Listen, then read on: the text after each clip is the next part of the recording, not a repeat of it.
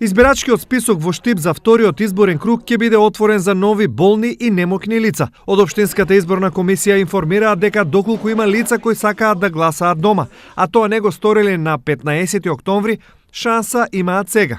Прво е потребно да достават важечко решение за користење на туѓа нега или решение за мобилност издадено од Центарот за социјални работи.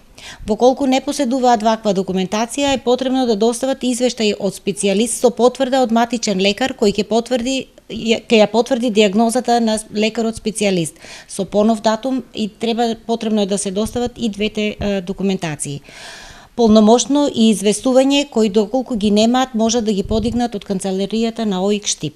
Оние болни и немокни пак кои во првиот круг гласале дома, сега до ОИК треба да достават само известување. Лицата кои во првиот круг гласале дома, доколку сакаат повторно да гласаат, е потребно да достават само известување со кое ќе потврдат дека се согласуваат и во вториот круг да гласат во домашни услови без доставување на потребна нова медицинска документација.